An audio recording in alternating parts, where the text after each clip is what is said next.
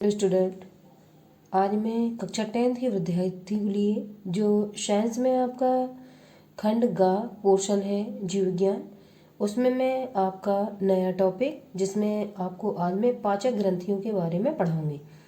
पाचक ग्रंथियों के माध्यम से ही हमारा भोजन, ठीक है, जो आमाशय में जाता है और उसका पाचन बहुत सारे एंजाइम से और हार्मोन से होता है।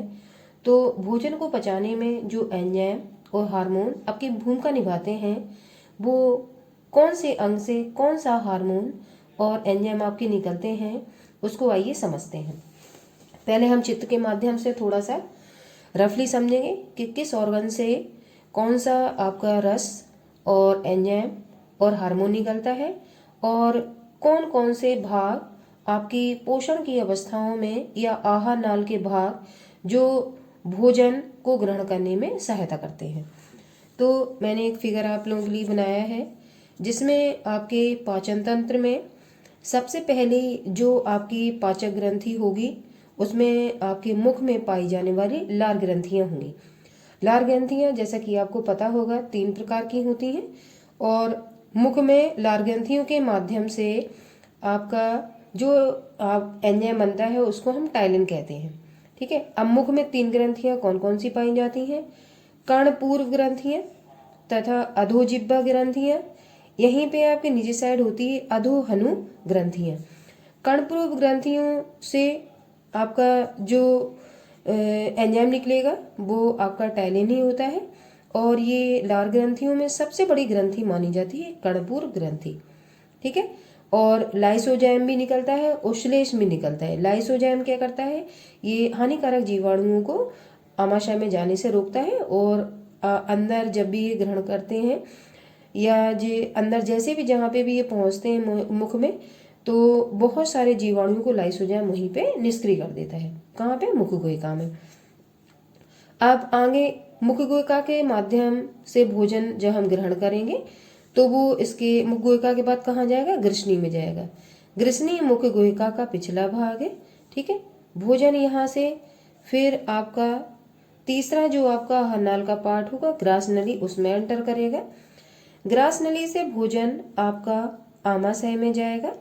ठीक है, आमाशय में भोजन कुछ समय रहने के बाद 3-4 घंटे यहीं पे रहता है और उसका जो भी श्लेष्म होता है उसके सारे मंथन की क्रिया के द्वारा भोजन को कैसा लिक्विड फॉर्म में कन्वर्ट किया जाता है। ठीक है, लेई जैसा बन जाता है जिसको हम कायम कहते हैं। इसके बाद भोजन आपका छोटी आंत में जाता है, ये हिस्सा। ठीक है, छोटी आंत के आपके कई सारे पार्ट होते हैं जिसमें पाचन की क्रिया आपकी संपन्न होती है और छोटी आंत में बहुत सारे रस निकलते हैं, रसांकुर रहते हैं जिसके माध्यम से भोजन का पाचन या अवशोषण इसी वाले भाग में होता है। इसके बाद भोजन छोटी आंत से बड़ी आंत में जाता है इसमें, और बड़ी आंत के भी कई सारे पार्ट होते हैं जिसमें आपका कॉलन, सीकम और मलाशय। और छोटी आंत के आपके 3 पार्ट होंगे जिसमें आपका होगा ग्रहणी, डियोडेनम, जेजुनम और इलियम। 3 पार्ट आपके छोटी आंत के होते हैं और 3 पार्ट आपके बड़ी आंत के होते हैं। जहाँ पे बड़ी आंत और छोटी आंत मिलते हैं उस स्थान को हम सीकम कहते हैं। सीकम के पास में ही एक छोटी सी उंगली के समान प्रवर्ध निकला रहता है या संरचना निकली रहती है जिसको हम कृमि रूप परशोषका या अपेंडेक्स या बर्मी फॉर अपेंडेक्स के नाम से जानते हैं। भोजन के कण कभी कभी इस भाग में पहुंच जाते हैं जिसके कारण इस भाग में सूजन आ जाती है और इसको ऑपरेशन के द्वारा हमें अलग करना होता है। ये वेस्टिजियल ऑर्गन है अपनी बॉडी में। ये सेलुलोज के पाचन के लिए पहले आपकी वर्क करती थी बॉडी में। इसके बाद बड़ी आंत से भोजन मलाशय से होता हुआ गुदा द्वार के द्वारा बाहर निकाल दिया जाता है। आपको डाइजेशन सिस्टम में ये किस तरीके से आहार नाल के भाग होंगे। भोजन पहले किस अंग में जाएगा, फिर किस अंग में जाएगा, इसके बाद फिर किस अंग में जाएगा, लास्ट में किस अंग में जाएगा और बाहर कैसे निकल जाएगा, ये आपको समझ आया। अब पाचक ग्रंथियों पर आते हैं। सबसे पहली पाचक ग्रंथि होगी आपकी लार ग्रंथि, जो 3 प्रकार की होंगी जैसे कि मैं बात करती हूँ कर्णपूर्व ग्रंथि, अधोजिह्वा ग्रंथि और अधोहनु ग्रंथि। ठीक है, इसके बाद जो दूसरी पाचक ग्रंथि आपकी होगी वो आपकी होगी ये आमाशय ग्रंथि, ऐसी को कहते हैं हम जठर ग्रंथि है। जठर ग्रंथि इसको इसलिए कहते हैं क्योंकि जठर रस निकलता है आपका और रेनिन एंजाइम निकलता है आपका। और इसके बाद आपका HCl भी इसी जठर ग्रंथियों से निकलता है। ठीक है, अब जठर ग्रंथियों से जो सब रस निकलते हैं, अब इस आमाशय के कई सारे पार्ट होते हैं, जिसमें आपका पहला पार्ट होता है जो वो इस चित्र को मैं इसका जो डायग्राम होगा उसको मैं अलग से आपको बता दूंगी कितने पार्ट होंगे और किस भाग से कौन सा आपका निकलेगा। ठीक है, अभी हम सिर्फ पाचक ग्रंथि के बारे में देखते हैं। तो दूसरी पाचक ग्रंथि आपकी कौन सी होगी? ये आपका आमाशय होगा। ठीक है, आमाशय, जिससे आपका जठर रस निकलेगा, इसी को हम आमाशय का रस भी कहते हैं और जठर ग्रंथियां भी इसी के कहते हैं, क्योंकि जठर रस इससे निकलता है। तीसरी जो पाचक ग्रंथि होगी आपकी वो अग्न्याशय होगा तीसरे वाले में। ठीक है, और जो चौथी आपकी पाचक ग्रंथि होगी, वो चौथी पाचक ग्रंथि आपकी बहुत सारी आंत्र होती हैं, उनसे आपके रस निकलते हैं, वो भी आपके पाचन में सहायता करते हैं। तो इस प्रकार से 5 पाचक ग्रंथियां होती हैं। हम फिर से रिवीजन करेंगे। पहला लार ग्रंथि, दूसरा आपका जठर ग्रंथियां, तीसरा आपका अग्न्याशय ग्रंथियां। ठीक है, और इसके बाद एक ग्रंथि और होती है जिसको कहते हैं यकृत ग्रंथि। ये सबसे बड़ी आपकी ग्रंथि होती है पाचक, और दूसरे नंबर पे जो ग्रंथि होती है वो आपकी अग्न्याशय होती है। ठीक है, पहले नंबर पे पाचक ग्रंथि, और वैसे भी हम देखेंगे तो शरीर का सबसे बड़ा अंग या सबसे बड़ी ग्रंथि यकृत ही होता है। और पाचक ग्रंथियों में भी आपका शरीर का सबसे बड़ी जो पाचक ग्रंथि के रूप में जानी जाएगी वो आपकी यकृत होगी, और दूसरी पाचक ग्रंथि के रूप में जानी जाएगी वो आपकी अग्न्याशय होगी।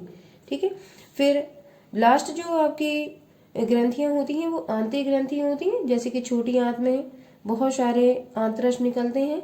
ठीक है, तो और बड़ी आंत में भी कुछ निकलते हैं, तो उनको हम आंतरिक रस के रूप में जानते हैं। इस तरीके से 5 पाचक ग्रंथियां आपकी ह्यूमन बॉडी में पाई जाती हैं, जो भोजन के पाचन में अपनी सहायता करती हैं। अब किस ग्रंथि से कौन सा रस निकलता है, ठीक है, और कौन से हार्मोन निकलते हैं, ये हम थ्योरी में देखेंगे। अब आमाशय के कितने पार्ट होते हैं, कौन सा भाग, कौन सा आपका हार्मोन या एंजाइम निकलता है, उसको हम देखते हैं। आइए टॉपिक देखते हैं। आज जो टॉपिक मैंने लिया है वो पाचक ग्रंथियां हैं आपकी। ठीक है, ये 7 नंबर की स्कोरिंग करने वाला प्रश्न है।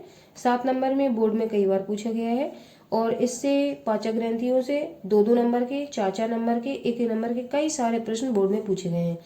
पहले आप इस टॉपिक को देखेंगे, इसकी थ्योरी देखेंगे, इसके बाद बोर्ड में कौन कौन से प्रश्न इस टॉपिक से पूछे गए हैं उनको मैं नीचे आपको, ठीक है, इसके पढ़ाने के बाद या सेकंड वीडियो में लेकर आऊंगी।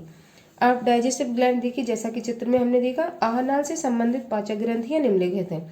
तो पहली पाचक ग्रंथि हमने देखी थी लार ग्रंथियां, जिनको हम कहते हैं सैलाइवरी ग्लैंड्स।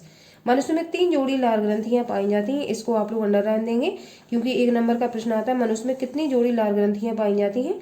तो आप निशान लगाने के लिए ला सकता है 2 जोड़ी, 3 जोड़ी, 4 जोड़ी, 1 जोड़ी। तो आपको निशान लगाना है 3 जोड़ी में, जो प्रतिदिन लगभग 1.5 लीटर लार का स्त्रावण करती हैं। 1.5 का मतलब है 1.5 लीटर के करीब ये जो लार का स्त्रावण होता है मुंह में वो करती हैं। अब आगे देखिए, निम्न प्रकार की होती हैं, जैसा कि हमने 3 आपको बताया, कर्णपूर, अधोहनुपूर और जिह्वा ग्रंथियां। इस तरीके से मैंने बताया। अब देखते हैं पहला कर्णपूर्व ग्रंथियां। एक कर्णपूर्व ग्रंथि कहाँ पाई जाएंगी? ये चेहरे के दोनों पार्श्व भागों में कान व कपोलों के पीछे स्थित होती हैं। तो कान आपको पता है, कपोल कहते हैं गाल, ठीक है, तो ये कान और कपोलों के पीछे स्थित होती हैं। ये स्टेनसन की नलिका के द्वारा मुख गुहिका में खुलती है। जो नलिका रहती है इनके भीतर, उसका नाम क्या है? स्टेनसन। इन नलिका के द्वारा मुख गुहिका में खुलती हैं, क्योंकि ये किस में पाई जाती है? मुख गुहिका में पाई जाती है, मुंह में। लार में श्लेष, लाइसोजैम तथा टैलिन नामक एंजाइम पाया जाता है। इसको आप अंडरलाइन करेंगे, 2 लाइनें ऊपर की लिख देंगे और ये अंडरलाइन करके लिख देंगे, आपका काम हो जाएगा। लार में कौन सा एंजाइम पाया जाता है? टैलिन को याद रखेंगे हम, ये इंपॉर्टेंट है, ठीक है। इसी टैलिन के कारण जो भी हम कार्बोहाइड्रेट या भोजन ग्रहण करते हैं, ठीक है, उसको थोड़े टाइम तक जब हम चबाते रहते हैं तो हमें स्वाद में वो मीठा लगने लगता है। तो इसी एंजाइम के कारण वो जो स्वाद आता है शर्करा का, वो इसी एंजाइम के कारण आता है, कि कार्बोहाइड्रेट के पाचन में जब टैलिन अपनी भूमिका निभाता है, ठीक है, तो वो जो भोजन होता है वो मीठे स्वाद का अनुभव कराने लगता है, क्योंकि आपकी जो कार्बोहाइड्रेट होगी वो टैलिन के प्रभाव के कारण शर्करा में परिवर्तित हो जाती है। शर्करा कैसी होती है? मीठी। आगे देखिए, ये सबसे बड़ी लार ग्रंथियां हैं जो मंड को पचाने में सहायता करती हैं। मंड या आपका स्टार्च, ठीक है, कार्बोहाइड्रेट में स्टार्च या मंड होगा, पचाने में सहायता करती है। तो इस तरीके से सबसे बड़ी लाल ग्रंथि कौन सी है? जो कर्णपूर्व ग्रंथियां होती हैं, इनको इंग्लिश में पैरोटिड कहते हैं, ठीक है। ये सबसे बड़ी ग्रंथियां हैं, किसका पाचन करती हैं? मंड को पचाने में सहायता करती हैं। दूसरा देखिए, अधोहनु ग्रंथियां, ये निचले जबड़े के पश्च भाग में स्थित होती हैं। ये कृंतक दांतों के पास जिह्वा के नीचे खुलती हैं। अब जबड़े के जो जबड़ा आपका होगा जहाँ दांत रहते हैं उसके पश्च भाग में स्थित होती हैं अधोहनु ग्रंथियां। अधो का मतलब होता है आदि, हनु का मतलब होता है ठोड़ी, ठीक है। तो पश्च भाग का जो जबड़ा होगा वहां पे ये प्रेजेंट रहेंगी। अगला देखिए, अधो जिह्वा ग्रंथियां, ये जिह्वा के ठीक नीचे स्थित छोटी एवं सक्रिय ग्रंथियां होती हैं, ठीक है। और लार में ये किसका रिसाव करती हैं? ये टाइलिन एंजाइम का रिसाव करती हैं। और टाइलिन एंजाइम मंड को किसमें परिवर्तित कर देता है? शर्करा में परिवर्तित कर देता है, जिसके कारण भोजन हमें मीठा लगता है। ये बात मैं आपको बता चुकी हूँ पहले। आप सेकंड ग्रंथियां देखेंगे, आमाशय या जठर ग्रंथियां, या आमाशय को स्टोमच कहते हैं और जठर ग्रंथियों को गैस्ट्रिक ग्लैंड कहते हैं, ठीक है। गैस्ट्रिक ग्लैंड से क्या निकलता है? गैस्ट्रिक जूस निकलता है, ठीक है। देखिए, आमाशय की दीवार में निम्न 3 प्रकार की ग्रंथियां पाई जाती हैं जो जठर रस का स्त्रावण करती हैं। अब ग्रंथियां कौन कौन सी हैं? पहली कार्डियक ग्रंथियां, दूसरी फंडिक ग्रंथियां और तीसरी आपकी होती हैं पाइलोरिक ग्रंथियां। आइए इसको पहले चित्र से समझते हैं किस तरीके से। ये आपका आमाशय का चित्र है जिसको हम स्टोमच के नाम से जानते हैं। जो आमाशय के पार्ट होंगे वो 4 पार्ट होते हैं, बट जब पाचक ग्रंथियों में हम इनका एक्सप्लेनेशन देंगे तो 3 पार्ट इंपॉर्टेंट होते हैं। बाकी का जो लास्ट का पार्ट होता है बॉडी या काय, इसका कोई यूज नहीं होता है। आइए देखते हैं। जो आमाशय या आपका ये पेट है, ठीक है। पेट का जो पहला भाग होगा वो कार्डियक भाग होगा, ठीक है, ग्रास नली में आकर खुलता है। दूसरा जो भाग आपका होगा वो फंडिक भाग होगा, क्योंकि फंडिक ये आपके पार्ट रहेंगे आमाशय में। फंडिक भाग होगा जो आपके आमाशय का मध्य का भाग होगा। किसका? मध्य का भाग होगा, ठीक है। अब आमाशय का जो निचला हिस्सा होता है ये वाला, वो पाइलोरिक भाग होता है। ये आपकी ग्रहणी या छोटी आंत में खुलता है। बचा हुआ शेष भाग आपका बॉडी या काय कहलाता है, ठीक है। अब देखिए, आपका जो फंडिक भाग होगा ये इंपॉर्टेंट है। फंडिक वाला भाग, कार्डियक वाला भाग जो होगा वो आगे का हिस्सा है, इससे बट कुछ निकलता नहीं है। ये फंडिक वाले भाग से कई सारे एंजाइम रिलीज होते हैं। इस फंडिक वाले भाग से ही जठर रस निकलता है, ठीक है। और जठर रस में जो HCl पाया जाता है वो भी इन्हीं गैस्ट्रिक जूस से, जो गैस्ट्रिक जूस निकलता है उसी में आपका ये HCl पाया जाएगा। और रेनिन एंजाइम का जो रिसाव होगा इसी फंडिक वाले भाग से आपका होगा, ठीक है। तो बहुत सारे एंजाइम और श्लेष्म इस वाली ग्रंथि से निकलते हैं जिसको हम फंडिक ग्रंथि कहते हैं, इस वाले भाग से। अब अगला जो आपका पार्ट है पाइलोरिक भाग, इस पाइलोरिक वाले भाग से जो जितने भी फंडिक वाले भाग से रस और आपके एंजाइम निकलेंगे, ठीक है, या HCl निकलेगा। तो HCl आपके आमाशय की जो परत होगी या दीवार होगी उसको सड़ा ना दे, ठीक है, ये HCl वाला भाग। तो पाइलोरिक भाग उस हिस्से की सुरक्षा करता है। किस हिस्से की? जो आमाशय की दीवार होगी उसको बचाने का काम HCl से कौन करता है? आपका पाइलोरिक वाला जो भाग होता है वो करता है, ठीक है। बॉडी का कोई यूज नहीं रहता है। ये 2 भाग जो आपके हैं वो इंपॉर्टेंट रोल प्ले करते हैं पाचक ग्रंथियों में। तो मैंने दूसरी पाचक ग्रंथि आपको बताई आमाशय या जठर ग्रंथि है। और जठर ग्रंथियां किस में पाई जाती हैं? आपके स्टोमच में पाई जाती हैं। और स्टोमच के जो अलग अलग पार्ट हैं उनसे आपकी अलग अलग एंजाइम और हार्मोन रिलीज होते हैं। इसी फंडिक वाले भाग से आपका जो गैस्ट्रिन हार्मोन होगा, गैस्ट्रिन हार्मोन वो भी रिलीज होता है, ठीक है। आई होप आपको जिससे थोड़ा अच्छा समझ में आया होगा। अब हम थ्योरी पर आते हैं। अब देखिए, आमाशय की दीवार में 3 प्रकार की ग्रंथियां पाई जाती हैं, जैसा कि मैंने चित्र में आपको बताया। पहला भाग आपका कार्डियक होगा। कार्डियक वाला भाग आमाशय का आगे का हिस्सा होता है जो ग्रास नली में जाकर खुलता है, जैसा कि मैंने लिखा हुआ है। यह आमाशय का ऊपरी भाग है जिसमें ग्रास नली खुलती है। अब दूसरा भाग देखिए जो इंपॉर्टेंट है, फंडिक ग्रंथियां, इसको इंग्लिश में भी फंडिक ग्रंथियां कहते हैं या ग्लैंड्स। यह आमाशय के मध्य का भाग है तथा जठर रस बनाता है। ये फंडिक ग्रंथियां क्या बनाती है? जठर रस, या इसको आप कहेंगे गैस्ट्रिक जूस, ठीक है। अब इस वाले भाग से जो ये फंडिक ग्रंथियां होंगी पेप्सिन, ठीक है, ये आपका एंजाइम रिलीज करेंगी, रेनिन एंजाइम रिलीज करेंगी और गैस्ट्रिन नामक आपका हार्मोन भी निकालेंगी। तो जहां जहां मैंने अंडरलाइन आपकी दी है कौन कौन सी, ये जठर रस बनाती है, ये तो याद रखना है। और आपको जो जठर ग्रंथियां हैं उससे आप पकड़ लेंगे कि फंडिक वाले भाग से जठर रस का रिलीज होगा, और जो आपके एंजाइम रहेंगे वो पेप्सिन और रेनिन और जो गैस्ट्रिन नामक हार्मोन है वो भी रिलीज। तो 4 तरीके के जो भी फैक्ट हैं वो रिलीज होते हैं किससे? फंडिक वाले भाग से।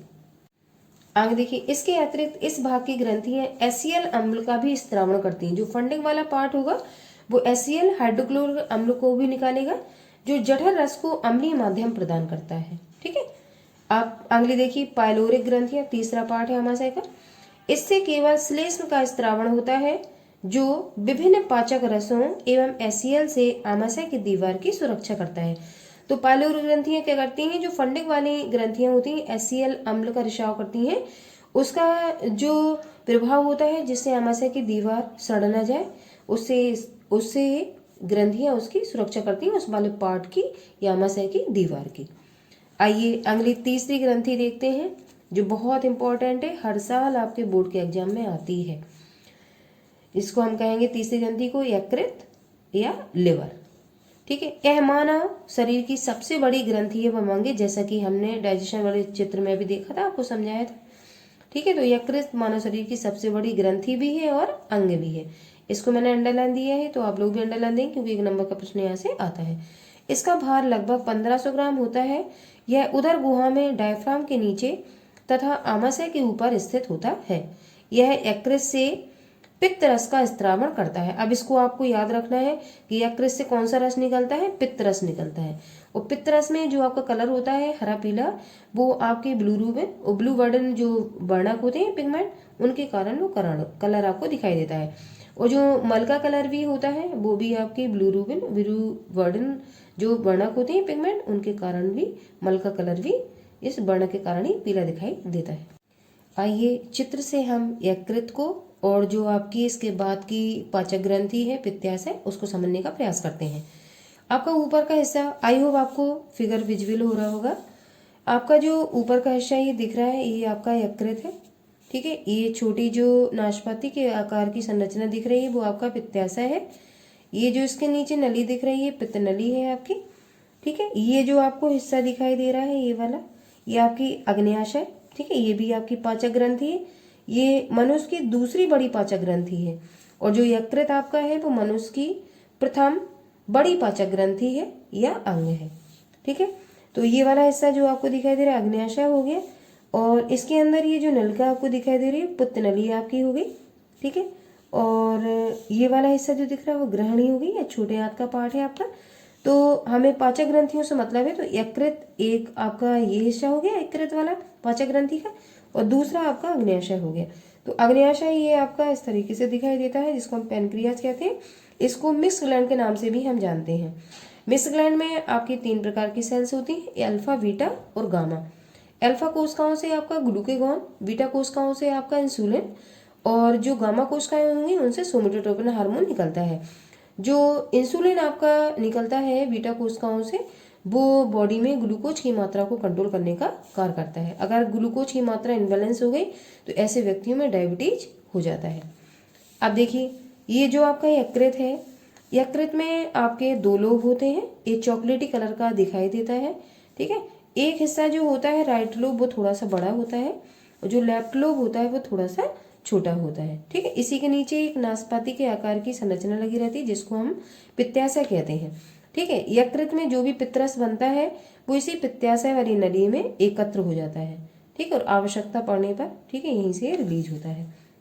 ये छोटा हिस्सा मैंने बता ही दिया डिओडेनम है आपका, बट इससे यहाँ कोई मतलब है नहीं। बस इस वाले हिस्से को हमें देखना है जो आपका अग्न्याशय है, सेकंड पाचक ग्रंथि बड़ी। ठीक है, जिसके बारे में मैंने आपको बता ही दिया। और ये जो आपका प्रथम पाचक ग्रंथि है यकृत सबसे बड़ी, इसके बारे में मैंने आपको बता दिया। यकृत के बहुत सारे वर्ग होते हैं, उसको हम थ्योरी में आकर देखते हैं। आइए आप यकृत में आगे देखते हैं। इसमें कोई पाचक एंजाइम नहीं होता है, इस बात को आप याद रखेंगे। यकृत से कोई भी एंजाइम, हम पाचक ग्रंथि जरूर पढ़ रहे हैं बट इससे पित्त रस निकलता है, लेकिन कोई एंजाइम रिलीज नहीं होता है। इस बात को आप याद रखेंगे। प्रश्न ऐसे आ सकता है कि पाचक ग्रंथियों में ऐसी कौन सी ग्रंथि है जिससे कोई भी एंजाइम रिलीज नहीं होता है, तब आपको यकृत में टिक लगाना होगा। किंतु यह वसा के पाचन में सहायता करता है या सहायक होता है। यह मानव शरीर में पाचन के अतिरिक्त अन्य महत्वपूर्ण कार्य भी करता है। आइए कार्ड देखते हैं। कार्ड से भी आपके बहुत सारे प्रश्न आते हैं। यकृत के ऊपर भी कई सारे प्रश्न आए हुए हैं। पहले हम थ्योरी देखेंगे, उसके बाद किस तरीके के प्रश्न कितने नंबर में बोर्ड में पूछे गए हैं। जैसे मैंने आपको दांत पढ़ाया था, दांत का टॉपिक पढ़ाने के बाद जितने प्रश्न बोर्ड में आए थे मैंने उनको नीचे आपको समझाया हुआ था। ऐसे इस टॉपिक को फिनिश करने के बाद जितने प्रश्न बोर्ड में अभी तक आए हुए हैं, ठीक है, वो सारा टॉपिक फिनिश करने के बाद मैं उसको दूसरे वीडियो में लेकर आऊंगी। आप यकृत का जो कार्य पहला देखिए, पित्तरस का स्त्रावण। सबसे पहले यकृत क्या करता है, कोई एंजाइम रिलीज नहीं करता है, बट ये पित्तरस का स्त्रावण करता है। पित्तरस क्या करता है, भोजन को सड़ने से बचाने का कार्य करता है तथा हानिकारक जीवाणुओं से रक्षा करता है और वसा का एमल्सीकरण भी करता है। अगला देखिए सेकंड, हेपेरिन।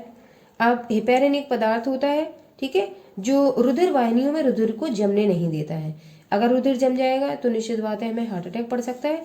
इसलिए जो हेपेरिन आपका ये पदार्थ है प्रतिस्कंदक, ये क्या करता है, जो red blood cells white blood cells होती हैं उनमें क्या करता है, रुधिर को क्लॉटिंग होने से उसको रोकता है। तो हेपेरिन आपको याद रखना है, ठीक है। अगला तीसरा देखिए, रुधिर, ये इसका यकृत का वर्क, रुधिर का थक्का बनना।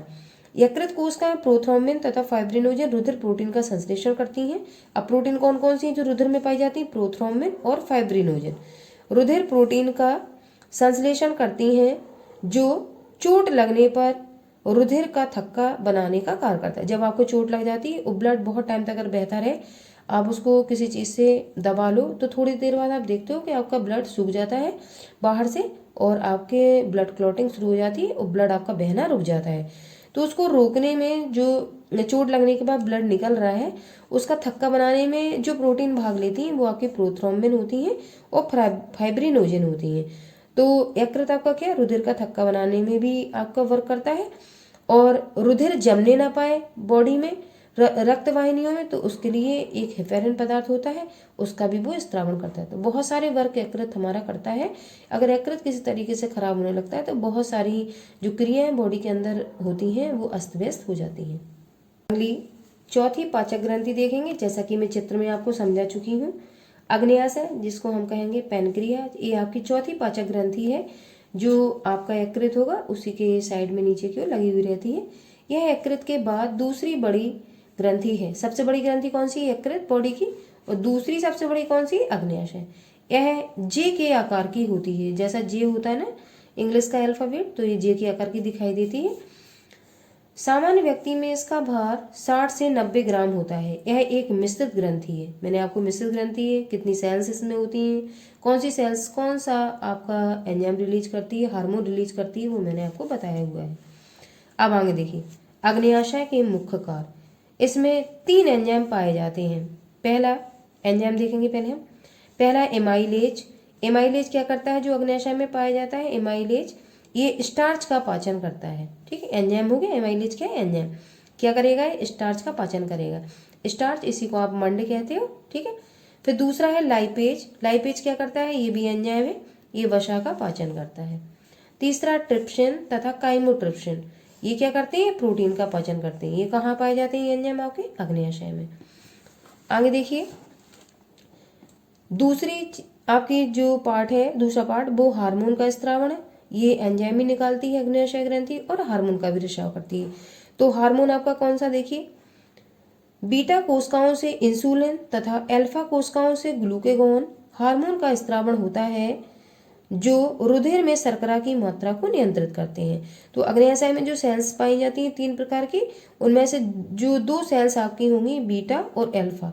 बीटा से इंसुलिन निकलेगा और अल्फा से ग्लूकेगॉन हार्मोन निकलेगा। ये दोनों क्या करेंगे, रुधिर में शर्करा की जो मात्रा होगी शुगर की, उसको बैलेंस करने का ये काम करती है। अगली लास्ट ग्रंथि देखेंगे, आंतरिक ग्रंथि है। छोटी आंत की श्लेष्म कला में लिवर कुहन की दरारें स्थित होती हैं। जो दरारें हैं उनका नाम क्या है, लिवर कुहन, ठीक है। दरारों का क्या नाम है, लिवर कुहन। छोटी आंत की श्लेष्म कला में लिवर कुहन की दरारें स्थित होती हैं।